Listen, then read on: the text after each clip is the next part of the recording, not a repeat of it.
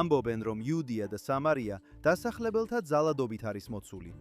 დღეს ჩვენ ვამხელთ პოლიციის მონაცემებს, დადგმულ ნარატივებს და შოკის მომგვრელ კანონზომიერებას, რომელიც $1 მილიარდიან კამპანიას უკავშირდება სიმართლის შესაცვლელად. და ერთმა ინციდენტმა ამ კვირაში შეიძლება ბევრად მეტი გამოავლინა, ვიდრე ვინმეს ეგონა. მოდით პირდაპირ საქმეზე გადავიდეთ. კეთილი იყოს თქვენი დაბრუნება ჯუდეიკიასიონზე, JNS TV-ზე. ჩემი სახელია ჯოშ ჰეისტენი. იუდიასა და სამარიაში ფართოდ გავრცელებული ძალადობის ბრალდებების ფონზე პოლიციის მონაცემებმა ბინიამინის რეგიონული საბჭო ისრაელის ერთ-ერთ ყველაზე უსაფრთხო ტერიტორიად დაასახელა. ბინიამინი არის ტერიტორია, რომელიც იერუსალიმის ჩრდილოეთით მდებარეობს. თუ გსურთ, შეგიძლიათ მას სამხრეთ სამარია უწოდოთ. მონაცემები, რომლებიც იუდეასა და სამარიაში ფართოდ გავრცელებული ძალადობის მტკიცებების ფონზე გამოქვეყნდა, წარმოაჩენს მტკიცებულებებზე დაფუძნებულ სურათს, ადგილზე პირადი უსაფრთხოების მაღალი დონის შესახებ. და კითხვის ნიშნის ქვეშ აყენებს მცდელობებს, რომ ეს ტერიტორია ფართოდ გავრცელებული ძალადობით იყოს დახასიათებული. მაგალითად, შემთხვევა, რომელიც გასულ თვეში ოფრას რაიონში მოხდა და თავდაპირველად დასახლებულთა ძალადობის აქტად იყო მიჩნეული. შემდგომში გაირკვა, რომ ათეულობით არაბმა ებრაელ მწყემს შეუტია, ქვები დაუშინა და შემდეგ ადგილზე გამოძახებულ ძალოვან სტრუქტურასაც დაესხა თავს. ჯარისკაცებმა, რომლებიც საფრთხეში გრძნობდნენ თავს, ერთ-ერთ თავდამსხმელს ესროლეს, რომელიც მოგვიანებით მიღებული ჭრილობების შედეგად გარდაიცვალა. ჩვენ ამას ყალბდასახლებელთა ძალადობას უწოდებთ. ხშირად იუდიასა და სამარიაში არსებულ თემებს ძალადობრივად და კრიმინალებით სავსედ წარმოაჩენენ, მაგრამ სტატისტიკა სხვას ამბობს. მონაცემების მიხედვით, ბინიამინის რეგიონულ საბჭოში დანაშაულის დონე დაახლოებით 10 სისხლის სამართლის საქმეს შეადგენს 1000 მოსახლეზე, რაც ქვეყნის საშუალო მაჩვენებლის 25-ის ნახევარზე ნაკლებია. ეს მნიშვნელოვანი სხვაობაა, რაც საბჭოს ისრაელის ყველაზე უსაფრთხო რეგიონებს შორის აყენებს. ეს მონაცემები ხაზს უსვამს, რომ ბინიამინის რეგიონული საბჭო მთელი ქვეყნის მასშტაბით ერთ-ერთ ყველაზე დაბალი დანაშაულის მქონე რეგიონად ითვლება. აქ თქვენ გაქვთ კარგად ორგანიზებული კამპანია, რომელიც დაფინანსებულია უცხო მთავრობების მიერ. ხორციელდება ექსტრემისტული რადიკალური მემარცხენე ორგანიზაციების მიერ და ატყობილია გაეროს ორგანოს მიერ, რომელიც აგროვებს სტატისტიკას. მე ვსაუბრობ OSHA-ზე, გაეროს ჰუმანიტარული საკითხების კოორდინაციის ოფისზე. ყოველ შემთხვევაში ასე უწოდებენ საკუთარ თავს. ეს არის $1 მილიარდიანი მიმდინარე კამპანია, რომელიც მიზნად ისახავს ისრაელს და კონკრეტულად იუდიასა და სამარიის ებრაელებს. ეს თანამედროვე სისხლის ცილისწამებაა. რა თქმა უნდა, ძალადობა არსებობს. მე უბრალოდ სტატისტიკა წაგიკითხეთ. არასდროს მithქვამს, რომ ეს ნულზეა, მაგრამ ნამდვილად არ არის იმ დონეზე, როგორც ამას პალესტინის ადმინისტრაცია და მეინსტრიმ მედია წარმოაჩენენ. მათი მიზანია დაასუსტონ ებრაელების პრეტენზია ჩვენს ისტორიულ და ბიბლიურ სამშობლოზე. მათი იმედი ერთ დღეს ამ ტერიტორიის მთლიანად ხელში ჩაგდებაა. მაგრამ ეს მხოლოდ პირველი ნაბიჯია, მეორე ნაბიჯი მთელი ისრაელის სახელმწიფოს განადგურებაა. საუბარი არ არის იუდიასა და სამარიაზე, საუბარია მთავარია მთელ ქვეყანაზე, მაგრამ ჩვენ ამას არ დაუშვებთ. რადგანაც ასევე ვსაუბრობთ ეგრეთ წოდებული დასახლებელთა ძალადობაზე, გთხოვთ იხილოთ ჩემი ანალიზი jns.org-ზე ამ კვირაში, სახელწოდებით შიგნით ბრძოლაში დასახლებების ძალადობის ნარატივზე. ისრაელის სხვადასხვა ექსპერტის, ოფიციალური პირის, სამხედრო წყაროსა და აქტივისტის თქმით, ბრალდებები ისრაელელი დასახლებელების მიერ არაბების მიმართ ძალადობის შესახებ არის ნაწილი იმისა, რასაც ისინი აღწერენ როგორც ხანგრძლივ, კარგად დაფინანსებულ და კოორდინირებულ კამპანიას, რომელიც მიზნად ისახავს ისრაელის სახელმწიფოსა და მისი მოსახლეობის დელეგიტიმაციას ამ რეგიონში. ჩემი წყაროებიდან არც ერთს არ უარუყია, რომ ებრაული ძალადობა არსებობს, თუმცა აღნიშნეს, რომ ის მედიის მიერ წარმოდგენილზე ნაკლებად გავრცელებულია. შემთხვევების რაოდენობა ნაკლებია, ვიდრე იუწყებიან. ფართოდ არის დაგმობილი და მას ახორციელებს შედარებით მცირე რაოდენობის პირი. გთხოვ, როცა დრო გექნება, გადახედე იმ სტატიას. გავაგრძელოთ, Times of Israel ამ კვირაში წერს, რომ პალესტინური მედია იუწყება, რომ ისრაელის თავდაცვის ძალები ამ კვირაში მოქმედებდნენ ალ-ხადირის სოფელში ბეთლემის მახლობლად, მათ შორის სოფელში მდებარე წმინდა გიორგის ეკლესიაში. Times of Israel-ის შეკითხვაზე პასუხად, ისრაელის თავდაცვის ძალებმა განაცხადეს, რომ ორი ტერორისტი სოფლის მახლობლად გზაზე ისრაელების მოკლის მიზნით მოლოტოვის კოქტეილებსა და ქვებს ისროდნენ, შემდეგ კი ეკლესიის ეზოში გაიქცნენ. ძალებმა ეკლესიის მახლობლად ჩაატარეს საძიებო სამუშაოები და აგრძელებდნენ ოპერირებას ამ ტერიტორიაზე. მოგიყვებით, როგორ განვითარდება მოვლენები. პალესტინის ადმინისტრაცია გაავრცელებს ფოტოებს, სადაც ჯარისკაცები არბევენ არაბულ სოფელს და კიდევ ერთხელ ეკლესიაში ციჭრებიან. მათ ძალიან უყვართ ეს სიტყვა, არბებება. ებრაელები ყოველთვის არბევენ ტაძრის მთას. თუნდაც ეს იყოს მშვიდობიანი, ორგანიზებული ლოცვა, ყოველთვის საუბარია არბევაზე. გავაგრძელოთ. შემდეგ გექნებათ ის სურათები, სადაც ისრაელის თავდაცვის ძალების ჯარისკაცები ეკლესიაში არიან. და რა თქმა უნდა, ისრაელის მოძულეები ცდილობენ, რომ ებრაელებსა და ქრისტიანებს შორის განხეთქილება შეიტანონ, როცა ამბობენ, რომ ისრაელი ეკლესიას ბღალავს. ეს მუდმივად ხდება. გახსოვთ ეს სურათები?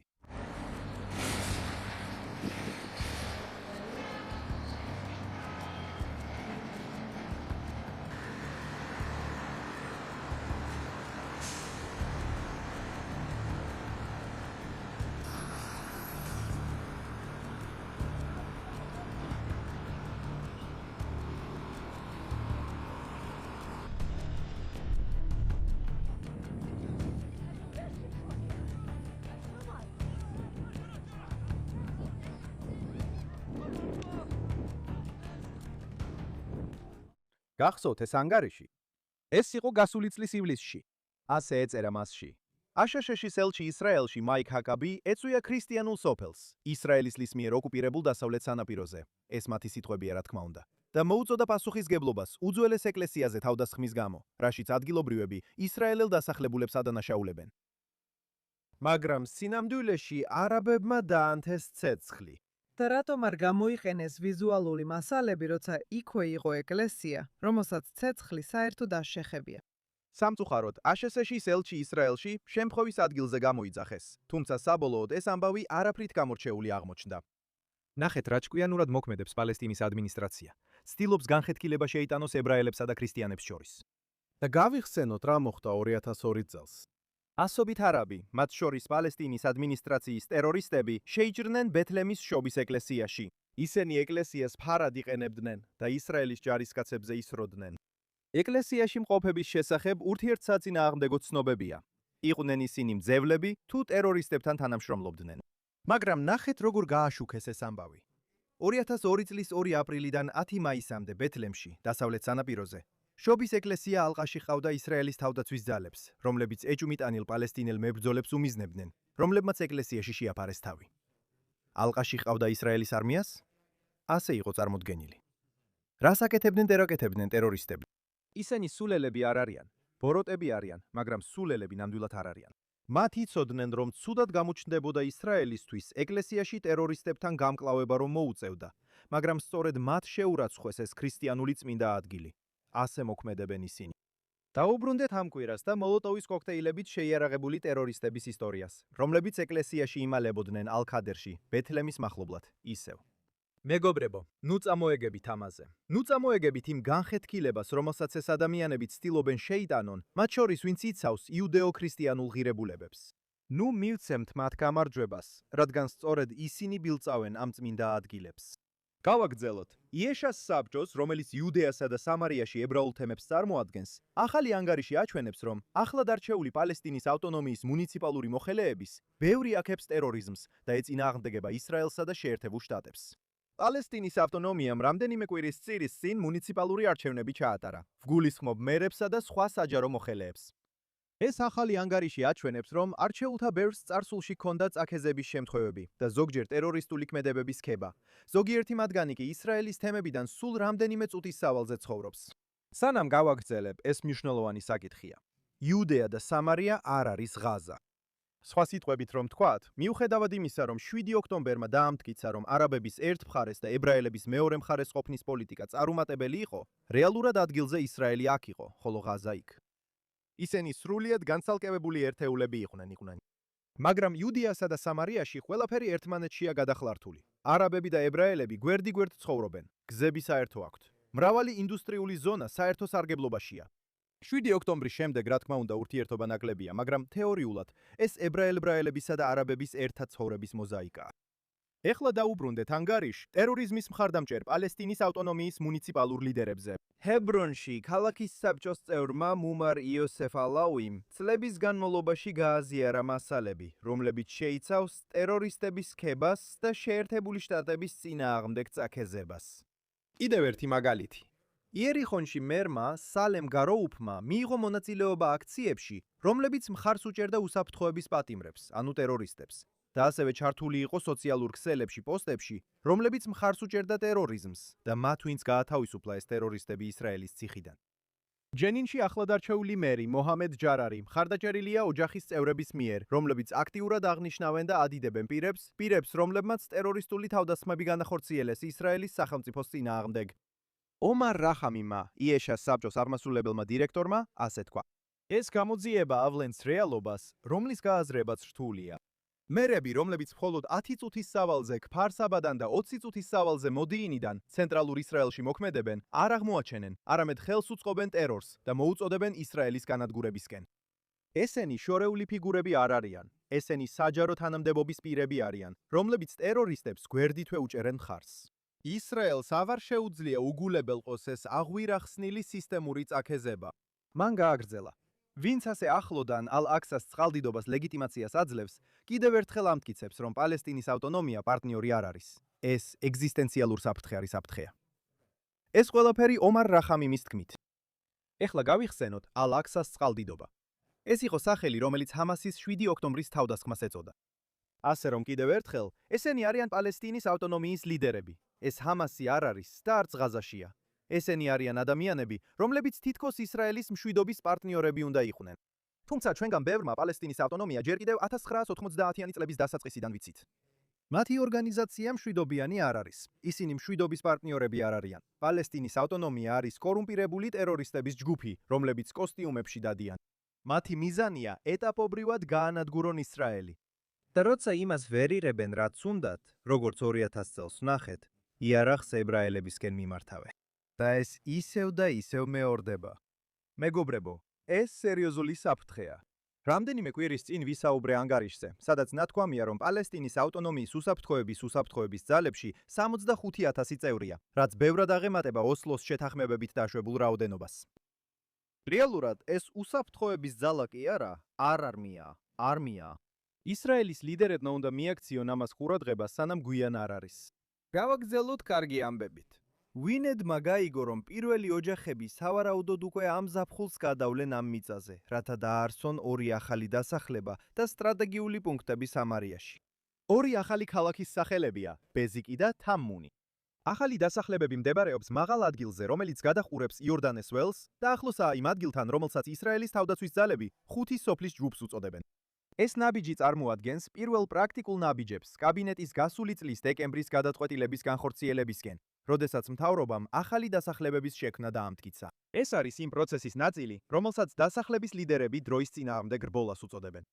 იეშას საბჭოს ლიდერები, რომელიც უკვე ვახსენე, ეს არის ქოლგა ორგანიზაცია, რომელიც ამ რეგიონში ებრაულ თემებს წარმოადგენს და მაღალი პოლიტიკური თანამდებობის პირები აცნობიერებენ, რომ მათ უნდა შექმნან რეალობა ადგილზე მომდევნო არჩევნებამდე. ამ ნაბიჯის მხარდამჭერები შეშფოთებულნი არიან, რომ სხვა შემადგენლობის მთავრობამ შეიძლება გააჩეროს ეს გეგმები და დატოვოს მოქმედი კაბინეტის გადაწყვეტილებების შეუსრულებელი. ბეზიკი და თამუნი, ეს 2 ახალი დასახლება, მხოლოდ საწყისი ეტაპია სამარიის რეგიონული საბჭოს ბევრად უფრო ფართო გეგმისა, რომელიც მიზნად ისახავს 18 ახალი დასახლების დაარსებას ამ რეგიონში. ეხლა მიუხედავად იმისა, რას იტყვიან ზოგიერთი ადამიანები, ისრაელში ებრაული დასახლებების ასაშენებლად არასოდეს არის არასწორი დრო. უკვე 59 წელია, როცა ისრაელი იუდეასა და სამარიაში მშენებლობას ამტკიცებს. ყოველთვის გამოჩნდებიან ადამიანები, რომლებიც იტყვიან, რომ ეს არ არის სწორი დრო. ეს ძალიან საკამათოა. რას გავაკეთებთ თუ არაბები პრობლემებს შექმნიან? ამ ადამიანებისთვის არასდროს არის სწორი დრო მშენებლობისთვის. ვედახმები, რომ ახლა გზა გასაყარზე ვდგავართ. ისრაელში ახლა საარჩევნო სეზონია, რადგან ქნესეთის არჩევნები ამ წლის ოქტომბრამდე უნდა ჩატარდეს და ეს კანონია. არჩევნები შეიძლება უფრო ადრე ჩატარდეს, მაგრამ ოქტომბერი ამ არჩევნებისთვის საბოლოო ვადაა. 2022 წლიდან მთავრობამ იუდეასა და სამარიაში რეკორდული 103 ახალი დასახლება დაამტკიცა. ასე რომ დიახ, ეხლა ნამდვილად ის დროა, როცა ამ ხალხმა საკუთარ სახლებში უნდა გადავიდეს. ეხლაა დრო, რომ კიდევ უფრო მეტი დასახლება დამტკიცდეს ისრაელის გულში და კიდევ უფრო მეტი მშენებლობა განხორციელდეს. საქმე ისაა, რომ არ ვიცით, რას მოგვიტანს ხვალინდელი დღე, ამიტომ ახლაა დრო. აი, კიდევ ერთი ამბავი. დარწმუნებული ვარ, როცა ამას უყურებთ, უკვე სათაურებში იქნება და ისრაელის მიმართ დადებითად არ იქნება გაშუქებული. სამოქალაქო ადმინისტრაციამ გასულ 4 შაბათს რეგიონში ისრაელის სახელმწიფო მიწაზე პალესტინის ადმინისტრაციის არაბების მიერ დარგული 3000 ხე ამოიღო. მინისტრ ბეცალ სმოტრიჩის მითითებით ჩატარდა აღსრულების ოპერაცია, რომლის მიზანიც იყო სამარიაში შახაკის ინდუსტრიულ ზონაში სახელმწიფო მიწაზე დარგული ხეების ამოღება. ხეები მდებარეობდა სამარიის რეგიონული საბჭოს ინდუსტრიული ზონის დამტკიცებული გენერალური გეგმის ტერიტორიაზე. მათი ამოღება შესაძლებელს ხდის სახელმწიფო მიწის რეგულირების პროცესის გაგრძელებას და შახაკის ინდუსტრიული ზონის გაფართოებისათვის მზადებას. ეს ხდება ახალი დასახლების დაარსებასთან ერთად, მთავრობის გადაწყვეტილების შესაბამისად. ისრაელის მთავრობამ ამ ტერიტორიაზე მშენებლობა დაამტკიცა. ეხლა დაუბრუნდეთ ხეებს. დაახლოებით 3000 ასეთი ხე ამოიღეს დაახლოებით 200 დუნამზე რამდენიმე სხვადასხვა ადგილას. ეს ტერიტორია დაახლოებით 59 აკრს შეადგენს.